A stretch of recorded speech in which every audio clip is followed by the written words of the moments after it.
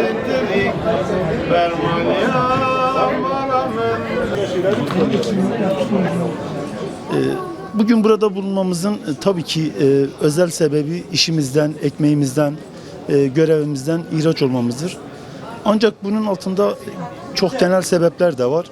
Bizler bu ülkede politik duruşumuzdan, demokrat duruşumuzdan, bu ülkede savaşa karşı barışı savunduğumuz için, ötekileştirmeye karşı birleştirmeyi savunduğumuz için, kutuplaşmaya karşı bir arada beraber yaşamayı savunduğumuz için işimizden, emeğimizden, kamu görevimizden ihraç edildik. Tabii bunun çok özel sebepleri var. Çünkü baktığımız zaman ihraç arkadaşlarının her birinin çok önemli hikayeleri var.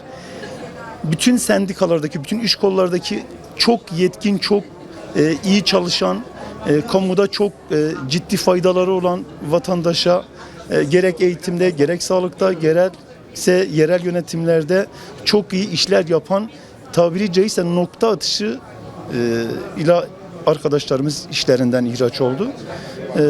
Bunun yerine, bizlerin yerine liyakatsız, çamurdan olsun benim olsun gibisinden liyakatsız eğitimde, sağlıkta, yerellerde ve diğer iş kollarında çok niteliksiz kadrolarla dolduruldu. Örneğin eğitime baktığımız zaman bilimsellikten uzaklaşan, itaat eden, düşünmeyen, sorgulamayan, araştırmayan bir nesil yetiştirilmek isteniyor. Sağlıkta keza böyle, parası olan sağlık hizmeti görsün, parası olmayan görmesin mantığı bu topluma bir nevi kabul ettirildi. Ama bizler 10 yıla aşkın bu ihraçlara rağmen KESK olarak büyüttüğümüz dayanışmayla ayakta kaldık, kalmaya devam edeceğiz. Bir 10 yıl daha geçse biz ne savunduğumuz değerlerden, ne politik çizgimizden, ne savunduğumuz hiçbir değerimizden vazgeçmeyeceğiz. Bizler bu ülkede hiçbir ayrım olmaksızın herkesin kendi ana dilinde, kültürüyle, bütün demokratik haklarıyla kardeşçe yaşayacağı bir ülke istiyoruz. Bunun için hiçbir baskı, hiçbir tutuklama bizi çizgimizden, duruşumuzdan vazgeçirmedi, geçirmeyecek. Bu bakımdan son olarak biz bu ülkede sadece savaşa karşı barış istiyoruz. Ötekileştirmeye karşı kardeşlik istiyoruz. Hukuksuzluğa karşı hukuk istiyoruz. Antidemokratik uygulamaya karşı demokrasi istiyoruz. Bunları istemek suç değildir. Bunlar gerek ülkemizin gerek dünyadaki evrensel yasaların bile kabul ettiği en demokratik yasal haklarımızdır. Bundan dolayı biz bunlardan vazgeçmedik, geçmeyeceğiz.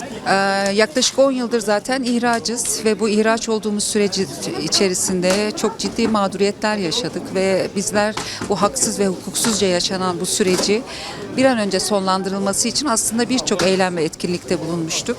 Yani bu 10 yıl içerisinde Ankara'dan İstanbul'a yürüyüşlerimiz gerçekleştirildi. Van'dan, Diyarbakır'dan yine Ankara'ya yürüyüşlerimiz gerçekleştirildi. Birçok. Bu da onlardan biri aslında. Çünkü siz de biliyorsunuz ki şu anda anayasal bazı durumlar söz konusu. Bazı yasal değişikliklerin tartışıldığı, mecliste tartışılması üzerinden yürüttükleri bir süreç var.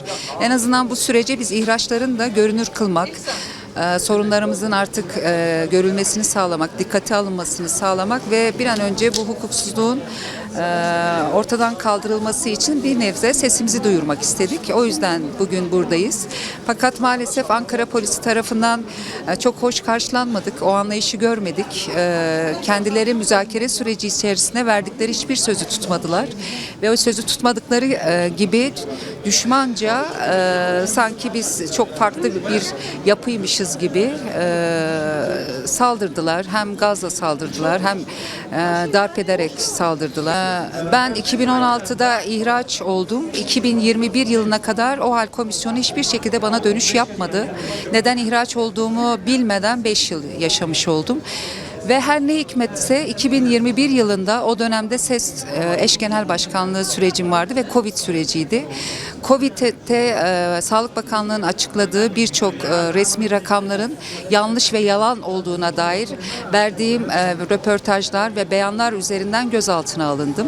Ve o gözaltı sürecimden sonra da OHAL komisyonu bu tarihi işaret ederek gözaltına alınma gerekçemi PKK ve KCK ile ilişkilendirerek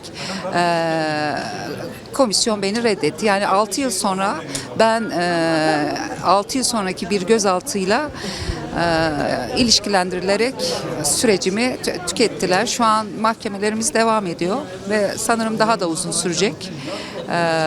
Şu an Danıştay'da, sonraki süreçte sanırım anayasa ve arkasından ahim süreci gerçekleşecek. Eğer bu süreçte gerçek anlamda bu mağduriyetin giderilmesi için birileri elini taşın altına koymazsa daha önümüzde 5 yıl, 10 yıl gibi bir süreç var. Ama bu mücadele arkadaşlarımla birlikte dönene kadar tek arkadaşımız kalmayacak şekilde mücadelemiz de devam edecek. Armancama evet ki emi dijivi nahaki derkevin u edi pişti 10 salan edi hem lahaki xud gerin u hem dixazin u karı xu vegerin. Hem bedadiye ki pirmezin heye şkolu Türkiye hem İrome evyajiya u beredaji ile Ankara tev eriş kirin naxazin tu kez derkeve bertek nişan bede و هر تش گور دلیوام به و ام جویه ناینن ام لپی مافی خونه ام مافی خود گرین و ام تکوشین خو بردام کن تکوشین هم جویه جی یعنی اویا تکوشین نتنی جبو مافی خو ام بتنی بسری خو امی کاری خو وگرینه ام جبو آشتی کی ماینده تدکوشین و اویا ما اوکو به چالاکین خو به رخصتن بونا خو به her avayı emi bir serkevin o emi evi ağaçtayıcı çevikin. KHK'lerin 10. yılındayız. Bir OHAL rejimi gerçekleşti 10 yıl önce. Bu OHAL rejiminin kendisini biz zaten KHK rejimi diyoruz. O dönemden bugüne 4200 KESK ve bağlı iş kolundan kamu emekçisi görevinden ihraç edildi. Bugün artık 10. yılını doldurmuş olan bu KHK rejiminin mutlaka ortadan kaldırılması ve demokratik bir yönetim biçimine, yine hukuk sistemine geri dönülmesiyle ilgili taleplerimizi buradan yeniden söylemek istedik. Yine aynı zamanda hiçbir gerekçe gösterilmeden KESK'e ve bağlı iş kollarında örgütlenmiş olan sendikal mücadele yürüten arkadaşlarımızın gerekçe gösterilmeden 10 yıldır ihraç olarak tutulmasının hiçbir hukuki gerekçesi yok. Takipsizlik ve beraat almış arkadaşlarımızın hala keyfi bir şekilde ihraç olarak tutuluyor olmasına itirazımızı buradan tekrar dillendirmek istedik.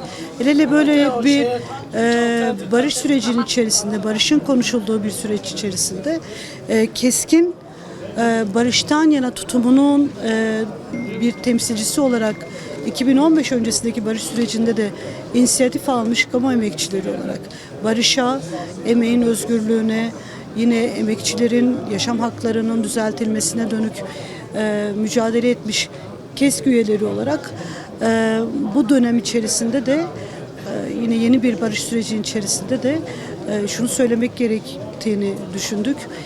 Eğer bir barış olacaksa ifade özgürlüğü, örgütlenme özgürlüğü, sendikal mücadele özgürlüğü olmadan biliyoruz ki gerçek kalıcı bir barış gerçekleşmeyecek ve yine aynı zamanda da toplumun tüm kesimleri için ihtiyaç duyduğumuz bütün özgürlük alanları oluşamayacak. Bunu bildiğimiz için de bu sürecin daha sağlıklı ilerleyebilmesi için bütün özgürlük alanlarının açılabilmesi için biz burada keskli KHK'leri hatırlatmak ve işimizi mutlaka en yakın zamanda iade edilmemiz gerektiğini de hatırlatmak için burada bir araya geldik.